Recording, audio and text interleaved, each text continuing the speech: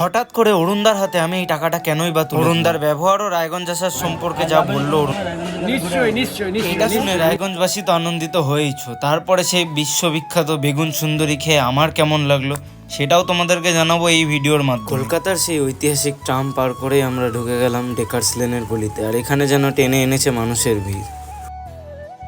পুরো ভিড় একদম অর্ডার দেওয়ার জন্য এখন দাঁড়িয়েছে, অর্ডারটা দিই তারপরে খেয়ে জানাবো তোমাদের। বহুক্ষণ লাইনে দাঁড়ানোর পরে আমাদের অপেক্ষার অবসান ঘটে, আর অপেক্ষার অবসানটা যদি এরম সুন্দর খাবার দিয়ে হয়, আহা, সে যেন অপেক্ষা সারা জীবন করা যায়। তো চলো এবার খেয়ে জানাই কেমন খেতে। কষ্ট করে আধা ঘন্টা পৌনে 1 ঘন্টা দাঁড়িয়ে থেকে লাইন থেকে এই যে নিয়ে আসলাম অরুণদার দোকানে সেই ফেমাস খিচুড়ি, আলু 65 আর পনির মশলা, সাথে বেগুন সুন্দরীও আছে, দেখতেই পাচ্ছ। তো গাইস দেখতেই পাচ্ছ এই হলো সেই অরুণদার হোটেলের ফেমাস খিচুড়ি। তো খেয়ে দেখা যাক। পনিরটা তো অসাধারণ সফট, আমার বন্ধুও খাচ্ছে সাথে, আর 2-1 ছিল তারা কুলচা নিয়েছে। অরুণদার হোটেলের এখন সেই ফেমাস বেগুন সুন্দরী আমরা ট্রাই করতে যাচ্ছি।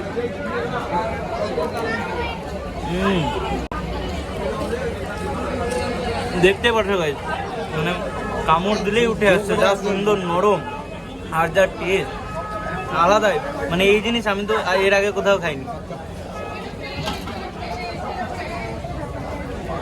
তো এবার আমরা এই চানা পনির খেয়ে দেবো। আলাদাই গাইস, আলাদাই।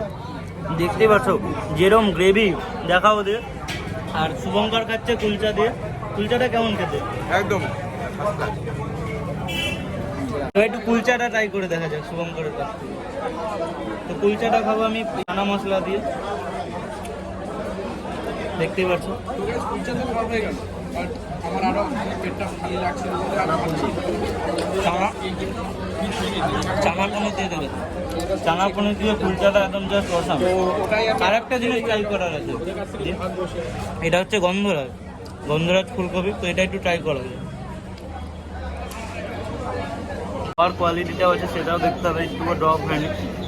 আর তো এই ভিড়ের মধ্যে যদি কেউ এসে ডিসঅ্যাপয়েন্টেড হয়, আমি বলবো আরেকবার আসো, আরেকবার ট্রাই করো, দারুণ লাগবে। সব রাগ, সব অভিমান সব চলে যাবে। অনেক ডিস্টার্ব করা হচ্ছে, খাওয়া দাওয়া করলাম, খাওয়া দাওয়া করলাম, মায়ের সাথে দেখা করলাম, অনেক ভালো লাগলো।